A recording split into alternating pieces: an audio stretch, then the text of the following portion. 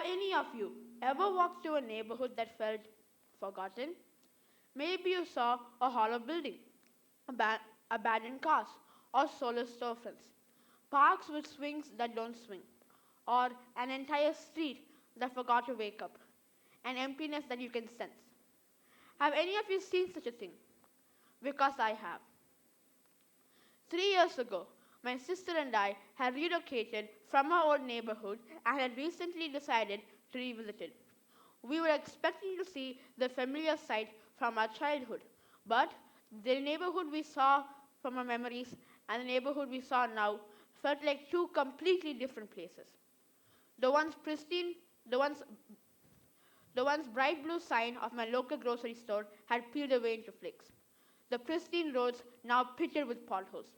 Even the apartment itself had fallen quiet. The lanes once occupied by joyous laughter, now replaced by a dead silence.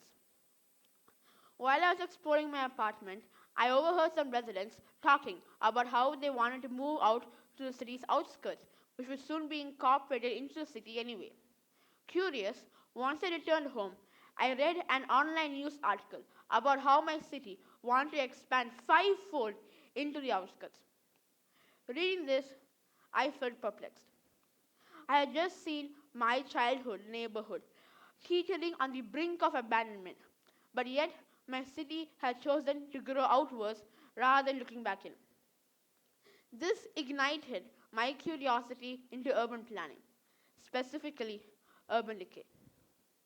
According to the OECD and Human Settlements Program, urban decay is the decline or deterioration of an urban area's population or infrastructure due to economic factors such as unemployment, staggering incomes, and deindustrialization. We have already seen how urban decay destroys cities historically. From Detroit losing over two-thirds of its population to urban decay from 1950 to 2013, to Liverpool facing its own issues from urban decay from 1960 to 1984. Now, these cities have become living examples of the damage urban decay can cause. And now, with more than half the entire world's population living in cities, this has become a relevant global issue. But rather than focusing on redeveloping these areas, many cities have expanded outwards. From 1985 to 2023, the World Bank reported that the amount of urban settlements built on flood-prone land had increased by 122%. 1.8 billion people live in this land, and many belong to slums and are disproportionately affected.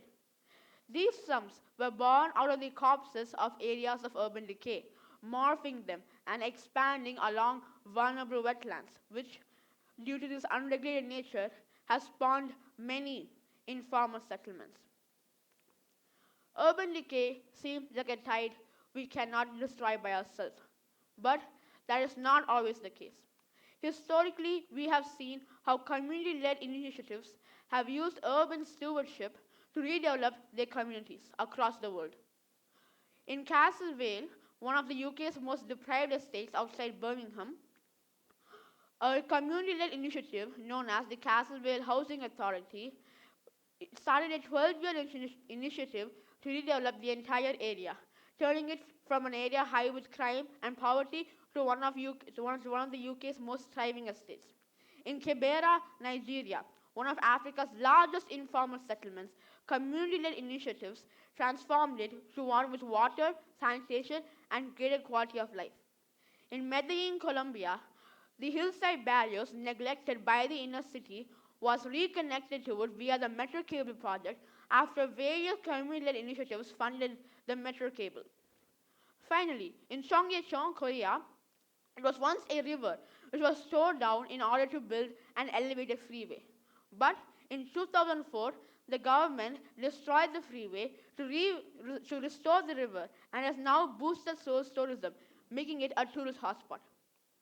All of these examples followed a simple 4-point plan that helped it become redeveloped and thriving. First, we must reclaim and revitalize. If we live near an abandoned area, we can transform it into green spaces such as gardens or parks. Secondly, we must prioritize sustainability. Going back to my example of Castlevale, they pioneered sustainable building techniques such as using renewable concrete made out of waste newspaper and implementing low voltage electricity to conserve power. Thirdly, we must cooperate with the community. If our initiative is to make any progress, we must attend to the community's immediate needs. For example, if a community has problems with EMS access, our initiative must first focus on improving that access, either by upgrading existing EMS stations or building new ones. Finally, we must cross collaborate. Our initiative can work with governments, NGOs, and even private entities to ensure that our neighborhoods that we have restored not only succeed but thrive in the long term. Urban decay seems like a problem cities must bear the brunt of, but that is not the case at all. If we as a community take action, we can restore our cities back to our former glory. Think back to the start of my talk. The next time you see a hollow building or an abandoned car, don't think of why it's so decrepit. Think of what it could be, what it could become, and act on that instinct. Thank you.